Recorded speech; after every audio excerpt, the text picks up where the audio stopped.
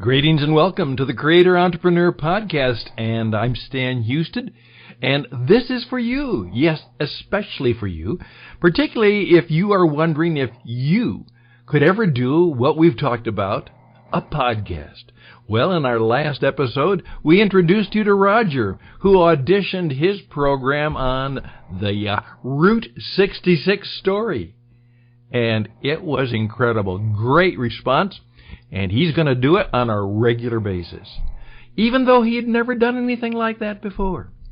Well, today I'm going to introduce you to two other people who have done lots of things, but they've never done a podcast, but they're up to doing it again. And you know what? I'm going to demonstrate to you just how good they can do it, and that should be an encouragement to you to also try and do it too. So, without further ado, this is for you.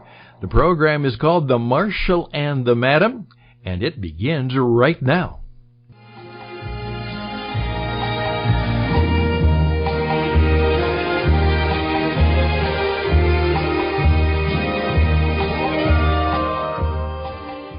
Hi, everybody, and welcome to a new podcast called The Marshal and the Madam. And I'm Sherry Monahan, and along for the ride is my friend Marshall Trimble. Isn't that fun? His name is Marshall, and his character is the Marshal. So this is going to be great. I know you're going to enjoy it with us. So what we're going to be doing is we are going to be having a regular podcast where we explore some of the lesser-known topics about the American frontier. And Marshall has been writing a magazine column and a historian, and I've been doing the same. And we're going to share all of our news, wealth of knowledge that we've gained over the years. Hopefully, we're going to make it fun and interesting so that y'all want to come back every podcast that we have. And today, I'd like to just tell you a little bit about me. I'm Sherry Monahan. I'm an author. I write nonfiction about the American West, mainly food and beverage, but I've written about the madams and mining and several topics. And I will now turn it over to Marshall Trimble, who'll tell you a tiny bit about himself, and then we'll go back to a different conversation. Take it away, Marshall. All right. I'm Marshall Trimble. I'm official Arizona State historian, and I've written 25 to 30 books all on the West. Some Western, mostly about Arizona, though, because that's where I was born. But anyway, I have a column at True West Magazine called Ask the Marshal, and I'm just glad to be working with Sherry again. Well, thank you. I'm glad to be working with you, too. And I, too, have a column in True West called Frontier Fare. So we're Marshall. We're buddies. We're magazine buddies, and we're good friends, too. So what I'd like to do for this particular podcast is, since my character is the madam, I'd like to explain a little bit to you that there are two different types of madams in the frontier. One, I think many people are quite familiar with. A madam, she ran a brothel, and she basically managed the girls who were prostitutes on the American frontier. And they ranged from anywhere from really low houses, which were really not very clean, very cheap. The girls weren't very well cared for. And then you had really top-end madams that had beautiful oil paintings. They lavished themselves in diamonds. They took very good care of their girls. Their dresses came from Europe and France, especially Paris. And then on the other side, you had a madam who was the madam of the house. She was a proper lady. She didn't dare walk on the same side of the street as the other madam would. She managed a budget if she had a big household or if it was a very fancy or rich household. There was still a madam in a house on a little hut in the prairie. She was still the madam of the house. She still managed the kitchen, the family, the children. And honestly, let's be honest, ladies, they managed the men too. I mean, who are we kidding? Anyway, I digress. And so, over a few podcasts, we're going to be discussing the madams and their different roles that they played on the American frontier and what their lives were like, what they contributed to the frontier. So stay with us. We're going to talk about a lot of other topics along the way too. But before we talk about those, I'd like to ask Marshall if he could sort of talk a little bit about the role of the marshal on the frontier. Yeah, there were two kinds of marshals, really, just like madams. One would be the marshal of a town marshal, and he was usually hired by the town or appointed or elected. It could be either one. And the other was a federal officer who was with the U.S. Marshal Service out of Washington, D.C., and that outfit had been around since 1879. It was the first real law enforcement agency. And so, but that being said, you could have a marshal, a federal marshal, and that would be a deputy marshal. People get confused with Matt Dillon was really a deputy marshal, and would have been a town marshal too for all he does. But remember, that's a television character, and television is entertainment foremost.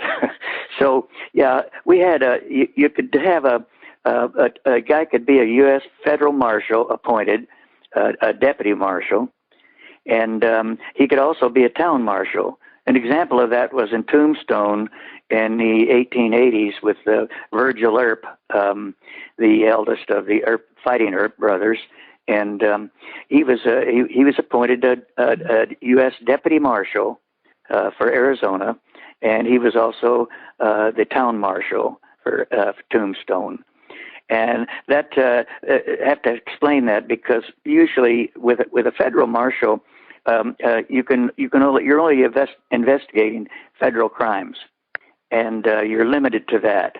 But if you give a person an appointed marshal position, a town marshal, or he could even be a sheriff of a county, or a deputy sheriff, any of those would work. Then this would give you the authority to investigate any crimes. If they were federal, you did it under your badge as a U.S. Marshal, and if it was non-federal, then it was a town position and or a county position, and so that's how it worked. Well, it's interesting. Marshal. As much as I've written about the American frontier, I myself was often confused by all those different terminologies. So I just learned something from our own podcast. Well, it's a good day when I can learn. Hollywood hasn't helped us a lot on that. We shouldn't blame Hollywood for everything. But I have to remind people all the time that Hollywood is about entertainment and at first, and so you can't blame it for everything. No, but you can for a lot about the American West. I mean, I've actually done presentations where I call it the Hollywood Mythbusters, where I go through and I'll take apart a movie and, dispel all the myths that people know, about the American frontier. And, maybe we'll make that one of our podcasts coming up. I think that could be a fun one to talk about. But it's interesting because it must have been really kind of crazy. And I think if you watch the movie Tombstone, when you have John Behan, who's the Pima County and then Cochise County when it formed its own county, was the county sheriff. Then you had, Virgil Earp, and then you had other marshals before him who were the town marshals, and then you had U.S. deputy marshals, and it was like, really, I mean, there were so many different, like, who got what case, and it's funny how the marshals and the madams sort of parallel one another as far as hierarchy, because you kind of had, regional, you had high end, you had low end, you had middle, who covered the most. It's really kind of fascinating when you think about the two crossing together. Well, I got a good story about that. In Globe, Arizona, there's an ordinance passed in Globe stating that a house of prostitution couldn't be less than 400 feet from a school. And they built the old Central School. It's still there in Globe today. In 1891, some of the local citizens insisted that the brothel was too close and must be closed. Well, the madam was insistent that her establishment predated the school by quite a bit, and she wasn't about to be intimidated. And she had an equal number of, let's call them concerned citizens who agreed with her. And the local town marshal was called to arbitrate, and he decided to measure the distance between the two structures first with a 400-foot rope. And he anchored it to the front door of the school, and he walked to the brothel. He arrived at the front door and stepped inside the parlor, and the rope extended 4 feet into the front room. And with the wisdom that would have done old King Solomon proud, the marshal declared that all business activities must be conducted in the small bedrooms that lay just beyond the end of the rope. That's a true story. That's great. That is fantastic. I will tell you, for all of you listeners out there, you're going to love Marshal's anecdotes. He's full of it. In a good way. In a good way. Just like a horse with colic. I'm just full of it. So I just wanted to take this moment to give a shout out to True West Magazine. I know we both talked about it a little bit before. We both have columns in there. And I've been writing for True West Magazine since the late 1990s, and I know Marshal's been a lot longer than that. And so that's really how Marshall and I first met. Was through True West Magazine. We're also members of writers organizations, and we've had quite a journey. Marshall has the Ask the Marshal column where he will, sometimes if it's about things that are really my strong topic, he'll reach out to me, and it's always fun. We always have a lot of good time working together, and so I like to thank True West Magazine for Marshall and my friendship. I don't know how you feel about that.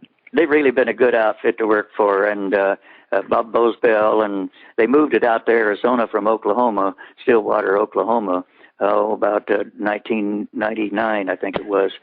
And it's just really, Bob has put his brand on it, and it's just become really a great, respected Western magazine. Yeah, it really has, and I'm thankful that I get to write my column for them. It's going on 13 or 14 years now, but I just wanted to give them a shout out and say that's how we met, just so that you guys could listening could know how Marshall and I ended up meeting. I know as an author, when we go out and I do book signings, people always want to know the backstory, so I thought that's a little bit of a backstory, and I'm sure we'll share more of those as we go through our podcast together. And I just wanted to, kind of give you a little teaser of some of the shows that we're going to be covering, some of the topics. And I definitely think the Mythbuster one has got to be added to our list. I'm not going to give you all of the ideas for the shows, but some of the topics that we'd like to go over are going to be addiction, how it happened. It was a big deal on the frontier.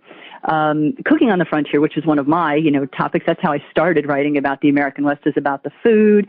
We're going to talk about healthcare, frontier medicine and doctors, sanitation. Man, it was a filthy place back then. So, how they cleaned up was quite the thing. Frontier women, we're going to talk about prairie fever, how women and men were lonely and isolated. And there's another one that Marshall knows a lot more than I do, but there is something called the Great Camel Experiment. And believe it or not, there were camels on the frontier, but we'll keep those subjects for another time. Just wanted to give you an idea of what you can look forward to when you come back to listen to us, and we sure hope that you do. So we don't want to give away anything else about those, Marshall, but I'd like to talk a little bit about some of the naughty madams, and then maybe you can talk about some of the marshalling around that. I know a lot of madams in cities across the American West. Some of them were very nice, very demure, and I think this goes back to their madams, how they were treated by their madams and what the madams expected of them. Some of them were very raunchy. They had foul mouths, and if you know anything about the American West, is that people were often fined and jailed for vulgar language. Now, keep in mind, we consider the F word vulgar language. Back then, the S word, any kind of cursing was considered vulgar language. So when you see, they got jailed for vulgar language or fined, they could have just said hell or damn in public and it would have been a big deal. So madams were often drunk. I mean, if you think about some of the women and why they went into being a madam, hard times, they either lost their family, they were in abusive relationships, either as a child or as a spouse. And some of them, quite frankly, they just enjoyed it, but that was not the majority of women. So women often tended to drink and do drugs because they had to hide from their lifestyles. And so when you had those type of things, you would have the police, the marshals, the deputies have to come in and take care of these things, but they had to walk a fine line. And I don't know, Marshall, do you want to talk about that fine line between, making sure that the women were in line, but you didn't want to come down too hard on them because a lot of high officials often visited those brothels? Yes, and one of them, I remember Jenny Rogers, story about Jenny Rogers. She had she got money to funding for her for her first funding with air quotes. In the House of Mirrors in Denver, where she was the madam of that. Apparently, she got the money by she was started out as a wife of a St. Louis doctor, but found life as a doctor's wife kind of boring, so she ran off with a steamboat captain. And then in 1879, at the age of 36, and by the way, she was an imposing 6 feet tall. Holy moly. They say she was the most beautiful madam in Denver, and just stood out among a lot of pretty women. But she opened a body house in Denver. She bankrolled it from a banker who she blackmailed him, put it that way. And he built the house for her. And then she located near the state capitol. What does that say about politicians and madams? I'm saying that's easy access. Well, I visited one when I was doing some research, of course, in Helena, Montana, and Big Dorothy. Big Dorothy was the madam there. And you could see the Capitol, the Capitol building there at Helena, Montana. It was her house. Big Dorothy's house was in Last Chance Gulch, and you could look from Last Chance Gulch, and you could see the Capitol building.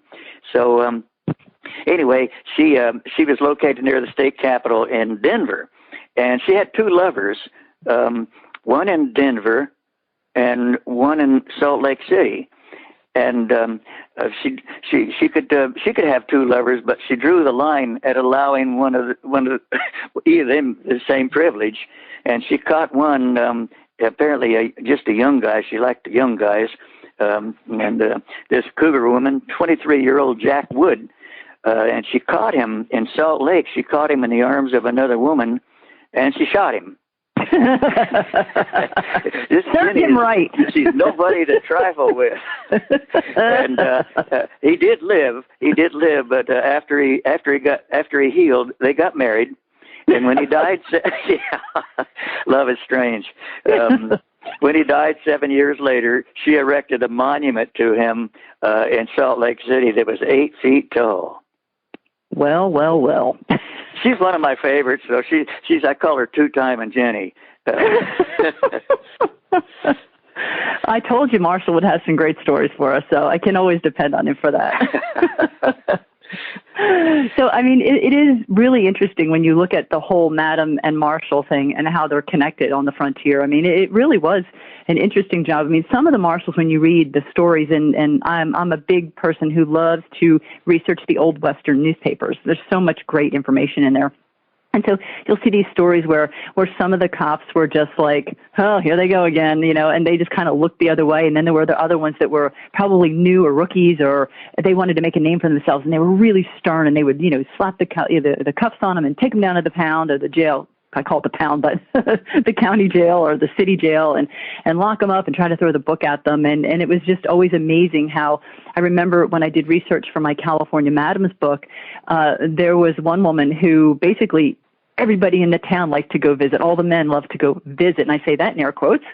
And when they arrested her after the women of the town, just like they couldn't take it anymore, and they said, you need to arrest him, and they finally arrested her, and they couldn't get a jury to sit on the jury because nobody wanted to be involved with convicting her. So they actually had to find a different venue in a different town to have a trial for this woman. So it's just, you know, how intertwined things really were. Yeah, and they did pay a healthy tax too. Yes, to they operate. did. And the sheriff, a lot of the sheriff's income, the lawmen, you know, town funding, the mayor, you know, they were collecting taxes from them. And they were collecting taxes and a whole lot more. Yeah, that's right. Yeah, and every Saturday, in Phoenix, Arizona. Phoenix was kind of a wild town. You don't think of it; doesn't have a wild name. But Carl Hayden, who was more famous as Senator Carl Hayden of Arizona, who was in Washington for many, many years, from 1912 to 1969, and but when how he got there by being sheriff of Maricopa County. And so in 1910 he would every Saturday morning he decided, well, his predecessors would go Saturday afternoon, and all the barflies would congregate in the bars. He'd stop first at the prostitutions houses nearby, and then he'd collect the taxes there, and then he would head down to the bar. And it was tradition that the sheriff bought drinks for everybody. And Hayden realized he was spending most of his, because he gets a percentage of that money, and he was spending a lot of his salary on the barflies getting free drinks. Mm-hmm. And so he started a new policy. He would go out at about 8 o'clock in the morning, while the barflies were still sleeping it off the night imbibing before, and he would collect the taxes, and he'd get on the train and go back to Tempe, and he'd be nice. Putting the money in the bank by the time these guys showed up for their free drinks. Well, he was a smart man. Yeah. So I do want to just do a little bit of a teaser for our next podcast, and then we'll wrap up, and then we'll let you guys know how you can learn more about us and get in touch with us. So next week's podcast, I think we're going to be doing it every week. Or let me just say, the next podcast is going to be about life in a mining camp and the mining hazards that go along with that.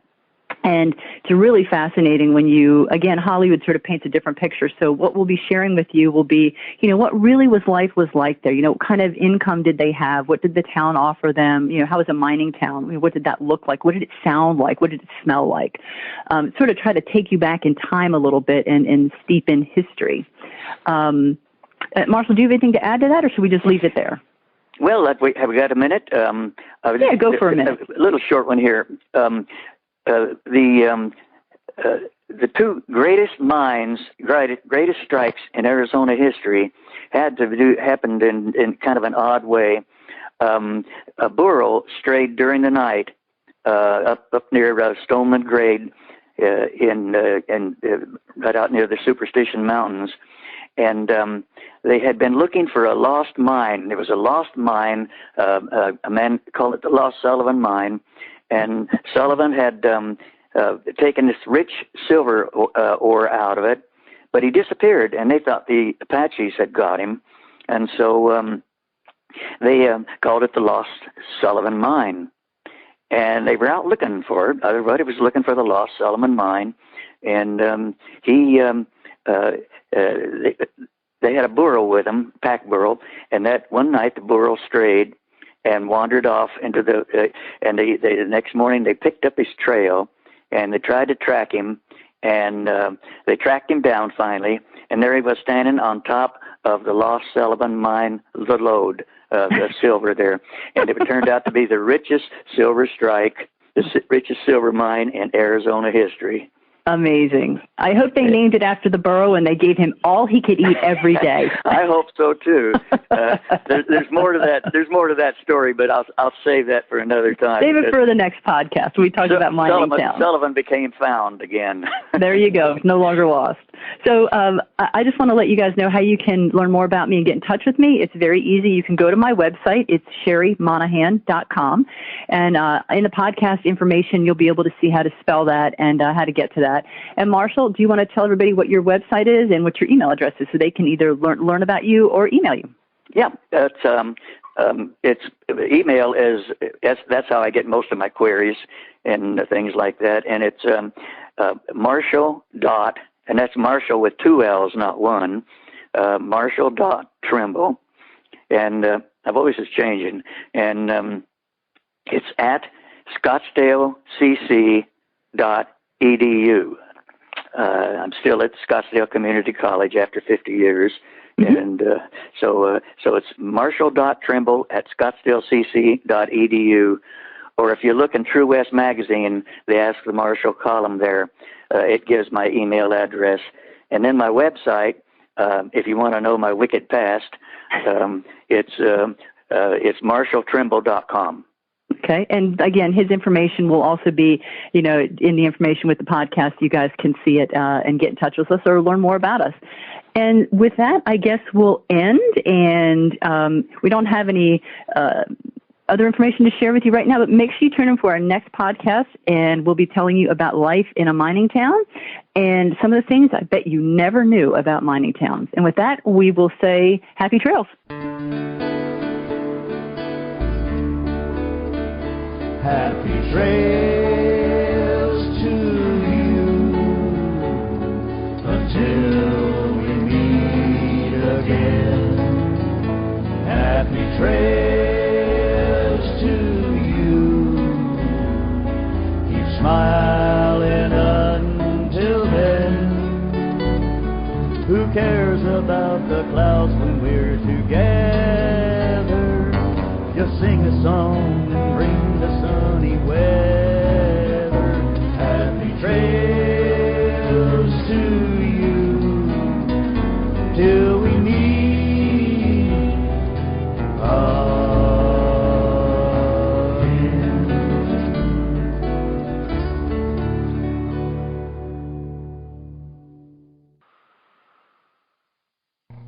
Greetings and welcome to the Creator Entrepreneur Podcast, and I'm Stan Houston, and this is for you, yes, especially for you, particularly if you are wondering if you could ever do what we've talked about, a podcast.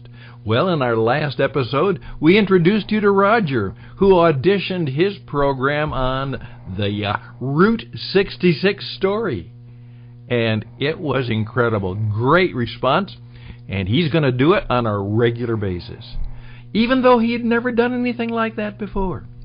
Well, today I'm going to introduce you to two other people who have done lots of things, but they've never done a podcast, but they're up to doing it again. And you know what? I'm going to demonstrate to you just how good they can do it, and that should be an encouragement to you to also try and do it too. So, without further ado, this is for you. The program is called The Marshal and the Madam, and it begins right now.